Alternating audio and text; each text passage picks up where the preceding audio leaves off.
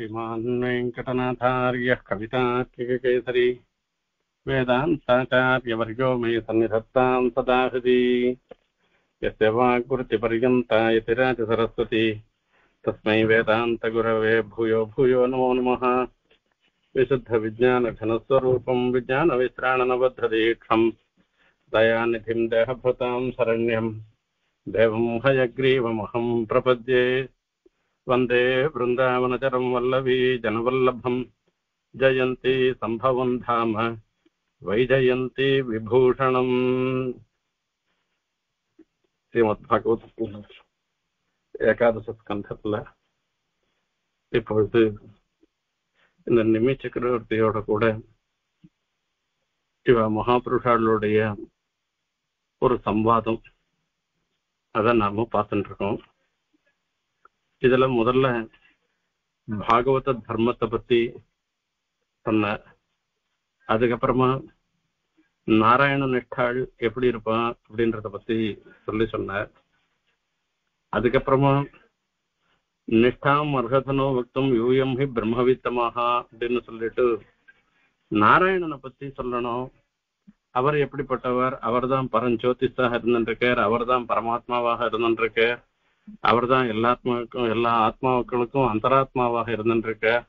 ஆத்மான்றது சிருஷ்டிக்கப்படுகின்ற வஸ்து கிடையாது, இந்த ஜீவாத்மாவும் கூட படைக்கப்படும் வஸ்து ஒன்று. இந்த ஜீவாத்மாவுக்கு அந்த சரீரத்தோட ஒரு சம்பந்தத்தை ஏற்படுத்துறது தான் படைப்புன்னு சொல்றோமே தவிர ஜீவாத்மான்றது நித்தியமா இருந்துருக்கு. இப்படி இதெல்லாம் பத்தி சொல்லிட்டு வந்தேன்.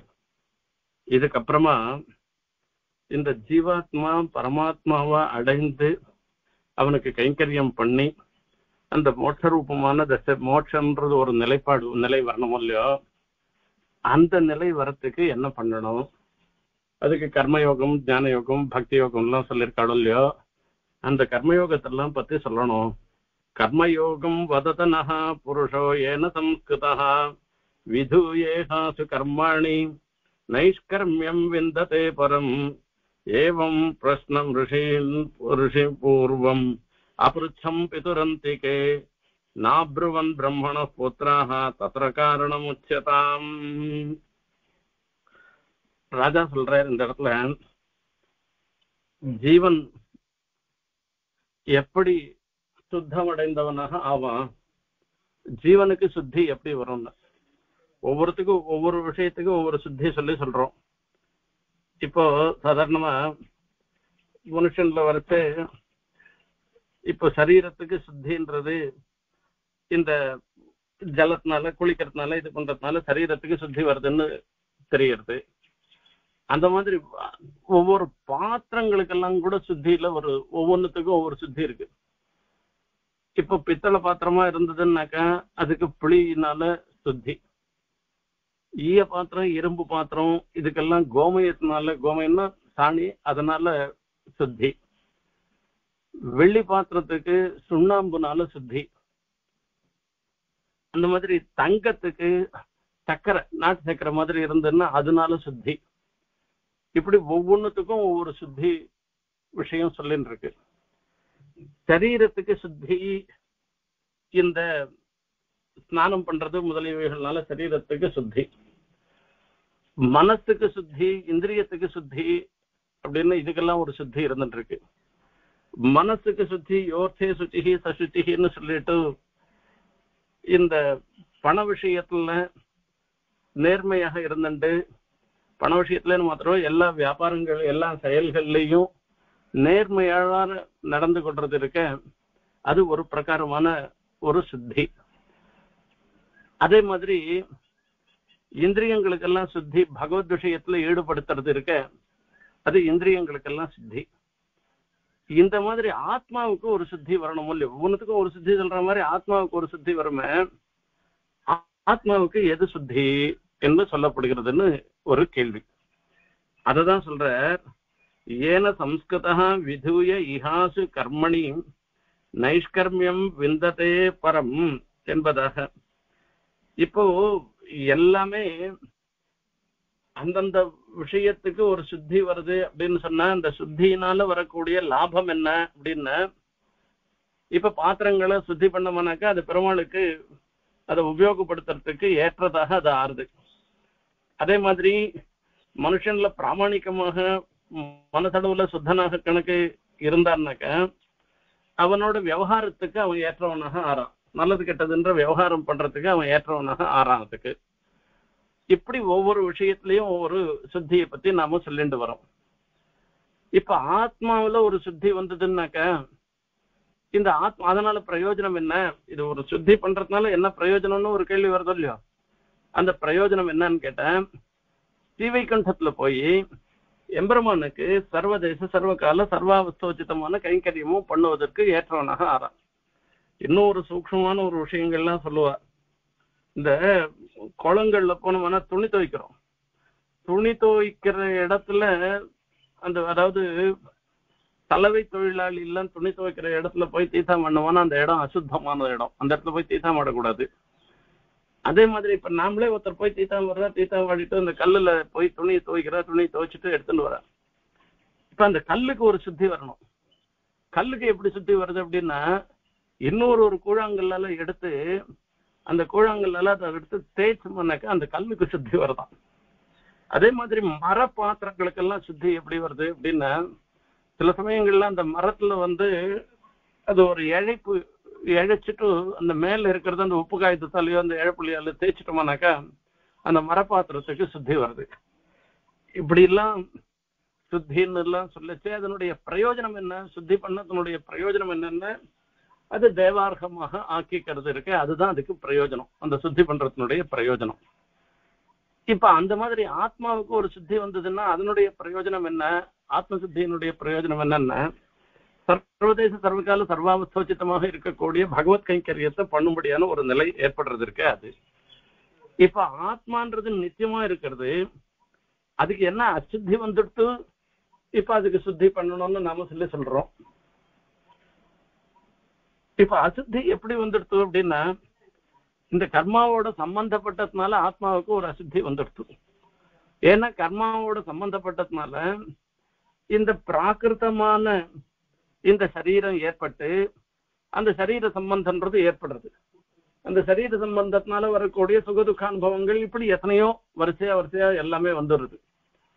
இப்போ இந்த கர்மாவனுடைய சம்பந்தம் போயிடுறது பாருங்க, அதுதான் ஆத்மாவுக்கு சுத்தி. ஒவ்வொன்றுத்துக்கு ஒரு சுத்தி வரைச்சு அந்த கர்ம சம்பந்தத்தை போக்கடிக்கிறதுன்றது ஆத்மாவுக்கு சுத்தியா போயிட்டு அப்படின்னால அப்படி அந்த கர்ம சம்பந்தத்தை போக்கடிச்சு இந்த பிரகிருதியிலேருந்து விடுபட்டு நாம எப்படி மோட்சத்தை அடையிறது, இது ராஜா கேட்கிற கேள்வி. இப்படி கேட்கச்சே நான் இந்த கேள்வியை நான் ஏற்கனவே சில பேரை கேட்டிருக்கேன் நானு. ஆனா அதாவது என்னுடைய தகப்பனாக இருக்கிற இட்பாகோனிடத்துல அந்த சனகாதிகள்லாம் மகர்ஷிகள்லாம் வந்தா, அவள்லாம் வரைச்சே அவளை கேட்டா கூட அவ பதில் சொல்லல. ஏன் பதில் சொல்லலைன்னு எனக்கு தெரியல என்பதாக சொல்ற. அங்க சனக சனந்தன சனசுஜாத இந்த இவெல்லாம் ஒரு 4 பேர் பிரம்மாவனுடைய படைப்புல முதல்ல சிருஷ்டி பண்ணப்பட்டவர்கள். அவர்கள்லாம் யோ பிரம்மாண்டம் விததாதி பூர்வம் யோ வை வேதாச பிரகிணோதி தஸ்மை அப்படின்னு சொல்லி பெருமாள் பிரம்மாவை சிருஷ்டி பண்ணிட்டு வேதத்தையும் அவருக்கு சிருஷ்டி பண்ணி வேதத்தையும் சொல்லி அவர்கிட்ட கொடுக்குறேன், உபதேசம் பண்றேன். உன்னை படைச்சிட்டேன், நீ படைப்பு தொழில நீ ஈடுபடணும், எப்படி பண்றதுன்னு தெரியாத முழிக்காத, ஒரு கைடு புக்காட்டும் வேதம் இருந்துருக்கு, இந்த வேதத்தை வச்சுட்டு நீங்க இது மேல மேல சிருஷ்டி காரியத்தை பண்ணணும் இன்னும் பெருமாள் நியமிக்கிறேன். பெருமாள் நியமிச்ச உடனே பிரம்மா முதல்ல சிருஷ்டி பண்றேன். சிருஷ்டி பண்ணச்சு சனக சனந்தனன் சனசுஜாதன் இப்படி எல்லாம் சொல்லி 4 பேரை முதல்ல சிருஷ்டி பண்றாங்க. இந்த 4 பேரையும் சிருஷ்டி பண்ண உடனே பிரம்மா சொல்றாராம், என்னுடைய படைப்பு காரியத்துல நீங்கள்லாம் சகாயமா இருக்கணும் என்பதாக சொல்றேன். உடனே அவ 4 பேரும் என்ன சொல்லிட்டுனா நிவர்த்தி மார்க்கத்தை ஆசிரியச்சவளாக இருந்துட்டு இருக்கா. நிவர்த்தி மார்க்கம் பிரவருத்தி மார்க்கம்னு 2 மார்க்கம் சொல்லப்படுகிறது. பிரவருத்தி மார்க்கம்ன்றது இந்த சம்சாரத்துல மேல மேல சுகம் வரணும்ன்றதுக்காக நம்ம பண்ணக்கூடிய செயல்கள்லாம் இருந்துருக்க. பெரிய பணக்காரனா வரணும், பெரிய புகழ் உள்ளவனாக வரணும் அப்படின்னு எல்லாம் பண்றது இருந்துருக்க. இது பிரவருத்தி மார்க்கம்னு சொல்லப்படுகிறது. நிவர்த்தி மார்க்கம் அப்படின்னு சொன்னோம்னாக்கா, இந்த சம்சாரமே வேண்டாம், இதுக்கு மேல நாம எம்பெருமானுக்கு எப்பவும் கைங்கரியம் பண்ணிட்டு நாம சிவைகுண்டத்துக்கு போகணும்னு நினைக்கிறது இருக்க. இது நிவர்த்தி மார்க்கம்னு சொல்றது. அந்த சனக சனந்தன சனத்துஜாத்தாள்லாம் இருந்துருக்காள, அவள்லாம் சிருஷ்டி பண்ண உடனேயே இயல்பாகவே வேதாந்திகளாக இருந்துட்டு எனக்கு இந்த பிரவருத்தி மார்க்கத்துல ஈடுபடுறதுல எங்களுக்கு இஷ்டம் இல்ல, அவ 4 பேரும் சொல்லிட்டா. நான் எங்கெங்க தர்மத்தை உபதேசம் பண்ணிட்டு எல்லாருக்கும் நல்லதையும் பண்ணிட்டு நானும் தர்மமா நிவர்த்தி மார்க்கத்துல தான் போகணும்னு ஆசைப்படுறமே தவிர இந்த பகவத் கைங்கரியத்துக்கு ஏற்பட்டதானே இருக்கக்கூடிய ஒரு நிலைப்பாடுல தான் இருக்கணும்னு ஆசைப்படுறேன். ஆகையால நான் வரல அப்படின்னு அவ சொல்லிட்டாளாம். அவ என்ன பண்ணிட்டு இருப்பா, எங்கெங்கெல்லாம் மகாத்மாக்களா இருக்காளோ அவள்தெல்லாம் பகவத் விஷயமான இதுகள் எல்லாம் உபதேசம் பண்ணிட்டு அவளும் க்ஷீராப்தியில போய் பெருமாளை சேவிச்சுட்டு இப்படி எல்லாம் சஞ்சாரம் பண்ணிட்டு இருந்துருக்கா. அப்படி பண்ணவா அவ ஒரு சமயத்துல இட்வாக்கு வம்சத்துல இருக்கிறதுனால இட்வாக்கு போய் பிரார்த்தனை பண்ண அவருடைய இதுக்கு போயிருக்கா. அப்ப அந்த ராஜா இருக்குது இட்வாக்குனுடைய பிள்ளை தானே இப்ப சொல்ற ராஜாவா இருக்குவ. அவரிடத்துல வரைச்சு எங்க அப்பா காலத்துல அவள்லாம் வந்தா அப்பவே இந்த சந்தேகத்தை கேட்டோம் நாங்க. அவ எதுவுமே பதிலே சொல்லல. எப்படி இந்த சம்சாரத்துல இருந்து விடுபட்டு மோட்சத்தை அடையறதுன்றத பத்தி கேட்டோம். அவ பதிலே சொல்லாத அவ பட்டு போயிட்டா. அதுக்கும் காரணம் என்னன்னு எனக்கு புரியல. ஆகையால நீங்க தான் எனக்கு உபதேசம் பண்ணணும் அப்படின்னு இவாளை பாசு கேட்டாராம். அந்த 9 பேர்ல பிப்பலாயனர்னு ஒருத்தர், அவர் இதுக்கு பதில் சொல்ல ஆரம்பிக்கிறாராம். அதுக்கு அதாவது இது பாகவதான் தர்மானே சிக்ஷன் பக்தியா ததுத்தயா நாராயண பரோ மாயாம் அஞ்சஸ்தரதி குஸ்தராம்.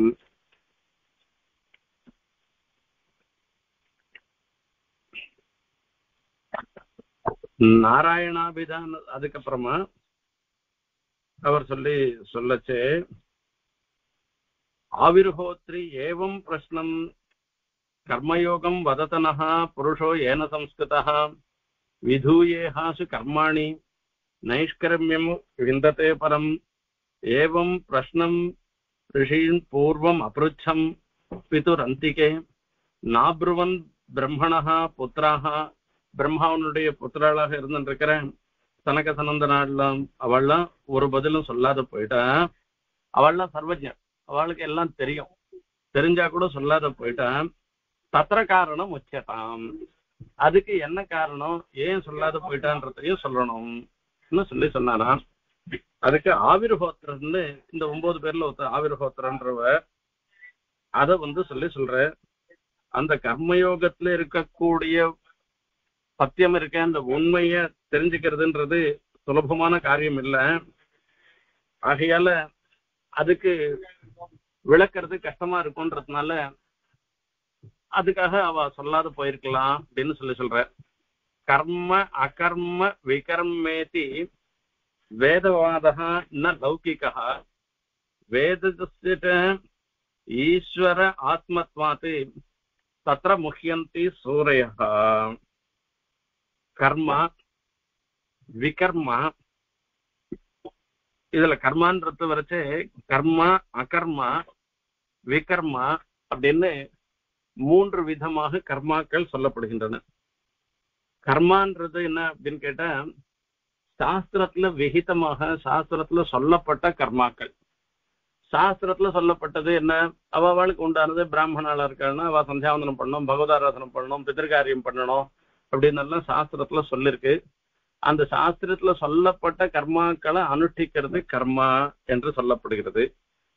சாஸ்திரத்துல நிஷித்தமாக, அதாவது செய்ய வேண்டியதுன்றது இல்லாத செய்யக்கூடாததாக நசுராம் பிபேத் நான்ருத்தம் பிபேத் நான்ருத்தம் வதேத் நசுரம், அதாவது சுராபானம் பண்ணக்கூடாது, பொய் சொல்லக்கூடாது, நஹிம்சா சர்வாபூதானி, இப்படி எல்லாம் சாஸ்திரத்துல நிஷேதிக்கப்பட்ட கர்மாக்கள், சாஸ்திரத்தினால செய்யக்கூடாதுன்னு சொல்லப்பட்ட கர்மாக்களை செய்யறது இருந்துருக்க அது அகர்மா. விகர்மா அப்படின்னு சொல்லி என்னன்னா, அதாவது விகிதமான கர்மாக்களை செய்யாமல் இருக்கிறது இருந்துருக்க அது விகர்மான்னு சொல்றது. இது மொத்தத்தையும் எப்படி தெரிஞ்சுக்கிறது அப்படின்னா, வேதம் ஒன்ன கொண்டுதான் தெரிஞ்சுக்க முடியுமே தவிர வேற விதமா தெரிஞ்சுக்க முடியாது.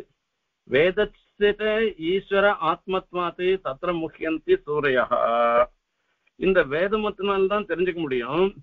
லோக விவகாரத்தினாலாம் இதை புரிஞ்சுக்க முடியாது. வேதமும் ஈஸ்வரனிடத்துல இருந்து உண்டானது. ஆகையால அந்த கர்மா அகர்மா விகர்மா இந்த விஷயங்கள்ல பண்டிதாளாக இருந்துருக்கிறவா கூட சரியா புரிஞ்சுக்க முடியாத, அதுல ஒரு சிரமத்தை படுறா. அவளுக்கும் அந்த சிரமம்ன்றது ஏற்படுறது, மோகத்தை அடையிறது, விபரீதமா சில சமயங்கள்ல சொல்லும்படியாக ஆறுது. இந்த மாதிரி இருக்கு. இப்ப பண்டிதாளுக்கே இவ்வளவு கஷ்டமா இருக்குச்சே, மீதி பேருக்கு கேட்கணுமான்னு ஒன்னும் பதிலே சொல்ல முடியாது. ஆகையால அவ விஷயங்கள்ல வரைச்சு இந்த எல்லாருமே இதுல மோகத்தை அடையிறா. எது கர்மா விகர்மா அகர்மா எதுன்னு தெரியாது சொல்ற. ஆகையால இப்ப நீர் அந்த காலத்துல, உங்க தகப்பனார் இருந்த காலத்துல, இட்சாக்கு இருந்த காலத்துல நீர் ரொம்ப சின்ன பையனா இருந்ததுனால உம்மால எப்படி புரிஞ்சுக்க முடியும் அப்படின்றதுக்காக ஒரு கால் உம்மால இந்த சன்னிவேசத்துல புரிஞ்சுக்க முடியாதுன்றதுனால அவர் என்ன பண்ணார் அப்படின்னு கேட்டாக்க, அந்த இடத்துல உமக்கு சொல்லல, வேற ஒண்ணுமே கிடையாது. அப்போ உமக்கு சொல்லல. அவர் ஏன் சொல்லாது போயிட்டேன்னு ஒரு கேள்வி, ரெண்டாவது கேள்வி இருக்கும் இல்லையோ, அந்த கேள்விக்கு அவ அந்த சனக சனந்தனாலாம் அது சொல்லாது போயிட்டான்றதுக்கு காரணம், அதை புரிஞ்சுக்கிறதுக்கு உண்டான ஏற்ற பக்குவ நிலை உமக்கு வரல, அதனால அவ சொல்லல. சரி, இப்ப உமக்கு அந்த பக்குவ தசை வந்திருக்கிறதுனால நான் சொல்லின பொருளை நான் சொல்றேன் நானு அப்படின்றதுக்காக சொல்ற. இந்த வேதம்ன்றது இருக்க, அது வேதம் மாதா பிதர் சஹசிரேபியா வசலதரம் சாஸ்திரம்னு சொல்லிருக்கு. ஒரு அம்மா அப்பா நம்மளிடத்துல எப்படி ஒரு பரிவோட இருக்கிறார்களோ அவள மாதிரி 1000 மடங்கு பரிவோட இருக்கிறது சாஸ்திரம்னு சொல்லிருக்கு. மாதா பித்ரு சாஸ்திரேபியா வசலதரம் சாஸ்திரம்னு சொல்லிருக்கு. அப்படின்னால இப்ப அந்த சாஸ்திரம் வேதம் எல்லாத்தையும் நேரடியாவே சொல்லிட்டு போயிடலாம் இல்லையோ, இதெல்லாம் இப்படி இருக்கு அப்படி இருக்கு, இதெல்லாம் பண்ணலாம் இது பண்ணக்கூடாது, இதுதான் ஆத்ம விஷயம், இதுதான் ஜீவாத்மா விஷயம், இதுதான் பரமாத்மா விஷயம், இந்த பரமாத்மாவை ஜீவாத்மா அடையறதுக்கு இதுதான் வழி அப்படின்னு நேரடியா சொல்லிட்டு போயிடலாம் இல்லையோ. அங்க வரைச்சே என்ன ஆகுதுன்னாக்க, வேதம் எல்லாத்தையுமே மறைச்சு சொல்றதுதான் வேதத்தினுடைய ஒரு சுபாவம். பரோட்சவாதோ வேதோயம் பாலானாம் அனுசாசனம் கர்மமோட்சாய கர்மாணி விதத்தை ஹகதம் யதா அப்படின்னு சொன்னார். வேதம் தான் சொல்ல விரும்பின அர்த்தத்தை மறைச்சு உபதேசிக்கும். இதனால வேதம் என்ன பண்றதுன்னா, அஜ்ஞாளா இருக்கவாளுக்கால அவளுக்கு ஒரு ருச்சி உண்டாவதுக்காக அதுக்கு வேண்டிய கர்மங்கள் எல்லாம் விதிக்கிறது. அதாவது குழந்தைகளுக்கு அதுக்கு சாக்லேட் வாங்கி கொடுக்குறோம், கல்கண்டு கொடுக்குறோம், இந்த மாதிரி இனிப்பான வஸ்துவை கொடுத்து அந்த செயல்ல ஈடுபடுத்துற மாதிரி வேதம் முதல்ல என்ன பண்றது அப்படின்னா, இந்த லௌகிகமான கர்மாக்கள்ல இது பண்ணாக்கா இந்த பலன் வரும், இந்த கண்ணா இந்த பலன் வரும் அப்படின்னு சொல்லிட்டு அந்த லௌகிகமான பலன்களை சொல்லக்கூடியத சொல்றது. இப்படி சொன்ன பிற்பாடு அதுக்கப்புறமா அந்த கல்கண்டு கொடுத்துட்டு மருந்தும் சேர்த்து கொடுக்குறாள் அம்மா. அந்த மாதிரி வேதம் என்ன பண்றதுன்னா, இது கல்கண்டே மருந்து இல்ல, மருந்தும் ஒண்ணு இருக்குன்ற மாதிரி வேதாந்தத்தை உபதேசம் பண்றது வேதம். இப்படி வேதாந்தம் உபதேசம் பண்றதுனால எல்லாரும் அதாவது சீக்கிரமாக அந்த வேதத்தினுடைய விழுப்பொருளை அறிய முடியல. இதுக்கு கடைசி வரைக்கும் அதுக்கு பொறுமை இருக்கணும். அந்த மாதிரி இருக்கிறவாளால தான் சொல்ல முடியும். நாச்சரே ஜஸ்து வேதோக்தம் ஸ்வயம் அஜ்ஞோ அஜிதேந்திரியா விகர்மணா ஹ்யதர்மேண மிருத்யோர் மிருத்யுமுபைத்து சஹா. தான் அஜ்ஞனாகும், அதாவது வேதத்துல சொல்லப்பட்ட விஷயங்களை அறியாதவனாக இருந்துட்டு இந்திரியங்களை எல்லாம் ஜெயிப்பதற்கு, அதாவது இந்திரியங்கள்லாம் தன்னுடைய கட்டுப்பாடுல இல்லாமலும் அந்த வேதத்துல சொல்லப்பட்ட கர்மாக்களை எவன் செய்யாமல் இருக்கானோ அவன் விகர்மவான். அந்த முதல்ல சொன்ன இல்லையோ கர்மா அகர்மா விகர்மான்னு சொல்லியிருக்கேன். அந்த விகர்மன்றத அத கர்மாவை அனுஷ்டானம் பண்ணாமல் இருக்கிறதுன்ற ஒரு அதர்மம். அந்த அதர்மத்தினால அவனுக்கு என்ன ஆகும் அப்படின்னா, அவனுடைய மரணத்துக்கு அப்புறமா மறுபடியும் இந்த சம்சாரம் தான் வரும். மறுபடியும் மரணமே அடைகிறான்னாக்கா என்ன அர்த்தம்? புனரப்பி ஜனனம் புனரப்பி மரணம்னு சொல்லி இந்த நிலையே தான் வரும். சரி, ஆகையால வேதோக்தமான கர்மாவையே அனுஷ்டிக்கிறோம். அந்த கர்மாவை அனுஷ்டிக்கச்சு அந்த கர்மாவனால வரக்கூடிய பலத்துல ஆசை இல்லாமல், தாம் பண்றோன்ற எண்ணமும் இல்லாமல், ஈஸ்வரன் பண்ணி வைக்கிறான்ற ஒரு எண்ணத்தோட அந்த அந்த கர்மாவையும் அதனால வரக்கூடிய பலத்தையும் ஈஸ்வரனிடத்திலேயே அதை அனுஷ்டிச்சு அதை ஈஸ்வரனிடத்துல எவன் சமர்ப்பிக்கிறானோ அவன் சித்தியை அடைகிறான். சர்வகர்ம வினிர்முக்தனாக இருந்து சித்தியை அடைகிறான். இது முக்கியம். சரி, வேதத்துல இப்ப பலன்லாம் சொல்லியிருக்க, பலன் சொல்லியிருந்தாக்கா அதுக்கு உண்டான பலத்தை இவனதான் அனுபவிக்கணுமோ இல்லையோ? யாவஜீவம் அக்னிஹோத்திரம் ஜுஹோதி, நாம இருக்கிற வரைக்கும் அக்னிஹோத்திரம் பண்ணணும்னு சாஸ்திரத்துல சொல்லிருக்கு. அக்னிஹோத்திரம் பண்ணுமானா சொர்க்கரூபமான பலன் வரும்னு சொல்லிருக்கு. இப்ப நான் அக்னிஹோத்திரம் நான் விரைச்சேன்னாக்கா அதுல இருந்து செடி கிளம்பாது இருக்குமான்னு, நான் செடி வரதானே வரும். அந்த மாதிரி நான் அந்த அனுஷ்டானத்தை பண்ணிட்டு எனக்கு சொர்க்கம் வேணும் மோட்சம் தான் வேணும்னு கேட்டா எப்படி மோட்சம் வரும்? எனக்கு சொர்க்கம் வந்ததுன்னா, சொர்க்கம் வந்தா வரட்டுமே அப்படின்னு சொன்னா, சொர்க்கம் மோட்சத்துக்கு தடங்கலா போயிடுத்தேன். அப்ப சொர்க்கத்துல போனா கூட மோட்சம் இப்ப வரலையோ இல்லையா, தடங்கலா தானே போயிடுது. அப்ப எப்படி சொர்க்கத்துக்கு போறதுன்னு, அது சொர்க்கம் எப்படி நாம விரும்புறதா ஆகும் அப்படின்லாம் ஒரு கேள்வி வருது. அது என்ன, அந்த வேதத்துல அந்த கர்மாக்களுக்கு பலன் சொன்னதுக்கு தாற்பயம் என்னன்னா, சாதாரணமா இந்த பசங்களுக்கு கல்கண்டு கொடுத்து அப்புறமா மருந்து சாப்பிட வைக்கிற மாதிரி வேதத்துல சொல்லப்பட்ட கர்மாக்களை அனுஷ்டிப்பதற்காக அது சொல்லப்பட்டதே தவிர, அந்த சாஸ்திரத்துல சொல்லிருக்கிறத செய்யறது நம்மளுடைய கடமை, இது ஈஸ்வரனுடைய கட்டளை என்கிற முறையில பண்ணினோமானாக்க அப்போ நமக்கு எல்லா சித்தியும் ஏற்படும், நமக்கு மோட்ச பர்யந்தமான ஐஸ்வர்யம் ஏற்படும் அப்படின்னு சொல்ற. சரி, இதெல்லாம் எப்படி சுவாமி தெரிஞ்சுக்கிறது? இது யாரால தெரிஞ்சுக்க முடியும் அப்படின்னா, லப்த அனுகிரக ஆச்சாரியாத்தேன சந்தர்சிதாகமஹ மகாபுருஷம் அபியர்ச்சேத் மூர்த்தியாபிமதயாத்மனஹ. அதாவது ஓரான் வழியில தனக்கு இவருக்கு அவர் ஆச்சாரியர் அவருக்கு ஆச்சாரியர்னு சொல்லி அந்த ஆச்சாரியுடைய அனுகிரகத்தினால, ஆச்சாரியாளிடத்துல இருந்து பெறப்பட்ட அனுகிரகத்தை உடையவர்கள் யார் உண்டோ அவளுடைய உபதேசத்திலிருந்து நாம இருக்கணும். அதாவது நமக்கு இவர் ஆச்சாரியனா இருக்கலாம், இவர் ஆச்சாரியனா இருந்து இவர் பெரிய சம்ஸ்கிருத மாஸ்டரா இருக்கலாம், இல்ல மீதி இதெல்லாம் நல்ல புத்திமானா இருக்கலாம், அந்த கிரந்தங்களை பார்த்தாலே இவருக்கு தெரியும் புரியும், ஆகையால அவருண்ட இருந்து நாம கேட்கலாமா அப்படின்னு கேட்டேன். வாஸ்தவம், நமக்கு இவர் ஆச்சாரியனா இருந்தா கூட இவருக்கு எப்படி வந்தது, இந்த ஞானம் எப்படி வந்ததுன்னு பார்க்கணும். இவருக்கு இந்த ஞானம் வந்ததுக்கு காரணம் ஈஸ்வர அனுகிரகம், அதாவது அவருடைய ஆச்சாரியனுடைய அனுகிரகம்.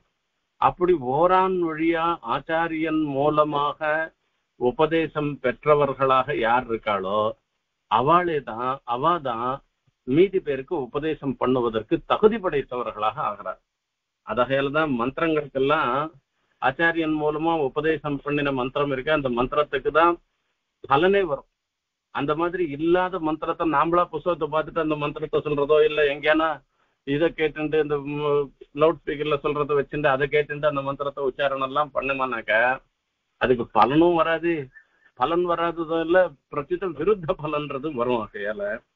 ஆகையால லப்தானுகிரக ஆச்சாரியா தேன சந்தர்சிதாகமஹ மகாபுருஷம் அபியர்ச்சேத் மூர்த்தியா அபிமதயாத்மனஹா அப்படின்னு சொல்லி, இப்படி ஆச்சாரியாளிடத்திலிருந்து அனுகிரகம் பெற்று மகாபுருஷன் சொல்லக்கூடிய பரமாத்மாவை நம்ம ஆராதனம் பண்ணணும்.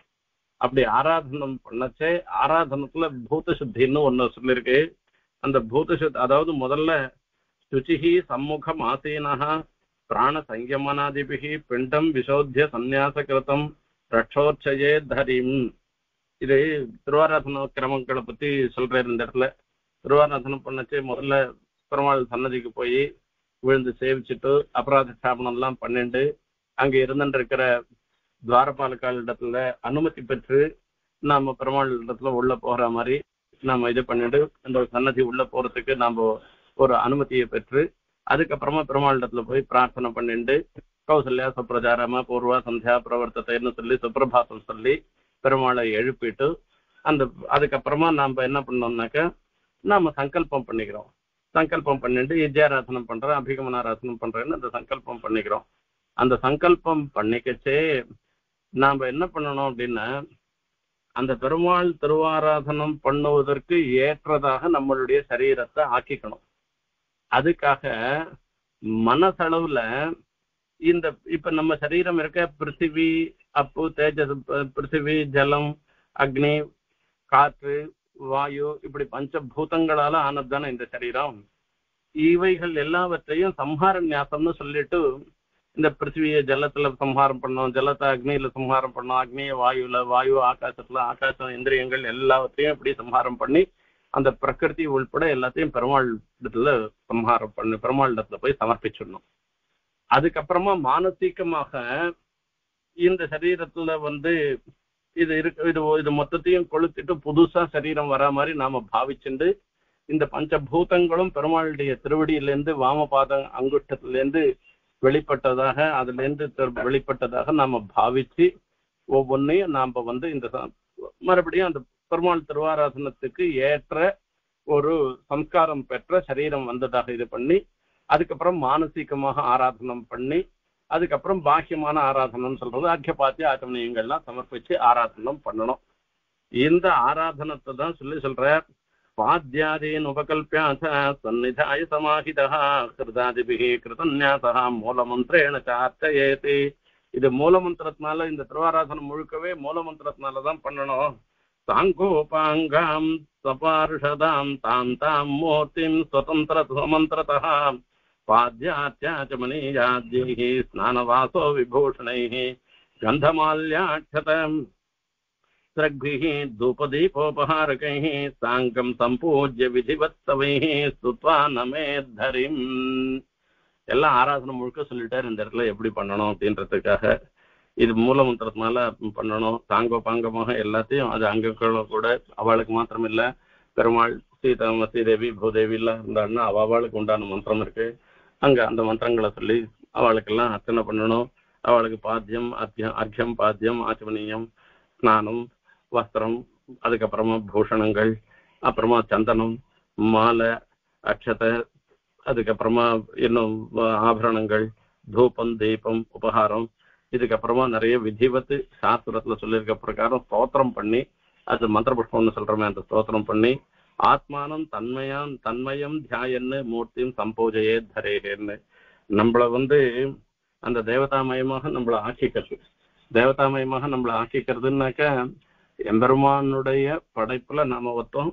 அந்த எம்பெருமானுடைய படைப்பு அவனுக்கு கைங்கரியம் பண்றதுக்காகவே ஏற்பட்டது. அவனு நாம அனுகிரகம் அவனுடைய அனுகிரகத்துக்கு நாம பாத்திரமாகணும். இப்படிப்பட்ட ஒரு இந்த கைங்கரியத்தை நாம பண்ணணும்னு சொல்லி அந்த கைங்கரியத்தை ஒரு ஈடுபாடோடு பண்ணி சேஷாம் ஆதாய சிரசா சுதான் யுத்தாசு சத்கிருதம்னு சொல்லி அந்த பெருமாளுடைய பூஜை பண்ணிட்டு அந்த பெருமாளுடைய அனுகிரகம் வருது இருக்க அந்த தீர்த்தாதிகள்லாம் நம்ம பிரசாதத்தை ஸ்வீகரிச்சுட்டு தலையான ஸ்வீகரிக்கணும். அது மொத்தத்தையும் நமக்கு கிடைக்கிறது இந்த பாக்கியம் பகவத் நாளைக்கு கிடைக்கிறது அப்படின்றத சொல்லி அந்த ஹிருதயத்திலையும் பகவான் மூர்த்திய அதுக்கப்புறமா அந்த எம்பெருமானுடைய மூர்த்திய அந்த சம்புட்டத்துல கோவிலாழ்வார்ல எழுந்தருளை பண்ணி அந்த எழுந்தருளை பண்ணின அந்த எம்பெருமான் தான் கோவிலாழ்வார்ல இருக்கிற எம்பெருமான் தான் நம்மளுடைய ஹிருதயத்திலையும் இருந்துட்டு இருக்கே என்கிற சொல்லி பண்ணணும். இப்படி பூஜா விதியை முடிச்சு இந்த மாதிரி இதே மாதிரி இப்படி பகவத் பூஜை பண்ற மாதிரி அக்னி பூஜைன்னு சொல்றது இருக்க அவபாசனம் பண்றது பிரம்மச்சாரியா இருந்தா சந்தியாதானம் பண்றது இப்படி அக்னி மூலமாக தேவதாராதனம் பண்றது சூரியன் மூலமாக சந்தியாவந்தனாதிகள்லாம் பண்றது. இப்படி ஒவ்வொன்றும் சூரியன், அதே மாதிரி ஜலத்துல வரச்சே தீசாமடச்சையும் சரி, இதெல்லாம் வருணன் தேவதை. அங்க அந்த வருண தேவதையை நாம ஸ்தோத்திரம் பண்ணி நாம அனுகிரகம் பண்ணிக்கணும். அந்த மாதிரி பல விஷயங்களை ஒவ்வொரு காரியமும் நாம பண்ணச்சே, நாம பண்ற ஒவ்வொரு காரியமும் பகவத் ஆராதன ரூபமாக இருக்கு அப்படின்னு சொல்லி நாம இப்படி காரியத்தை பண்ணோம்னாக்கா, எதிரீஸ்வரம் ஆத்மானம் அச்சிரான் முச்சதேகி சகா. இதுக்குதான் கர்மயோகம்னு. கர்மயோகம்னா தனியா ஒரு கர்மயோகம்னு ஒரு பெயர் கிடையாது. எப்படி நாம இந்த காரியங்களை பண்ணிட்டு வந்தோம்னாக்கா, ஈஸ்வரன் நம்மள இந்த சம்சாரத்துல இருந்து விடுவித்து மோட்சத்தை அடைஞ்சு சர்வதேச சர்வகால சர்வாவஸ்தோச்சிதமான கைங்கரியத்தை அவனுக்கு பண்ணும்படியான ஒரு நிலையை நமக்கு கொடுப்பான் என்பது இங்கு சொல்ற. இந்த மாதிரி நாம தினமும் பூஜிக்கணும். இதெல்லாம் நாம பண்ற திருவாராசனங்கள்லாம் புராணங்கள்லாம் சொன்னதுதான். இன்னைக்கு இந்த பாகவதத்தை சேவிச்சோம்னாக்கா திருவாராசனம் பண்றது மொத்தம் எப்படி பகவானுடைய இதனால வருதுன்றது நமக்கு நல்லா தெரியும். நாம இந்த திருவாராசனம் பண்ணதுல பாகவதத்துல சொல்லியிருக்கிறத தான் நாம பண்றோன்றது நாம நல்லா புரிஞ்சுக்கலாம். எப்படி பாகவதத்துல சொல்லியிருக்க பிரகாரம் பெருமானுக்கு திருவாராதனம் பண்ணி அதன் மூலமா அந்த பகவானுடைய அனுகிரகத்துக்கு நாம பாத்திரமாகணும்னு சொல்லிட்டு இந்த உபன்யாசத்தை நிறைவு செய்கிறேன். கவிதார்த்திக சிம்ஹாய கல்யாண குணசாலினே ஸ்ரீமதே வெங்கடேசாய வேதாந்த குரு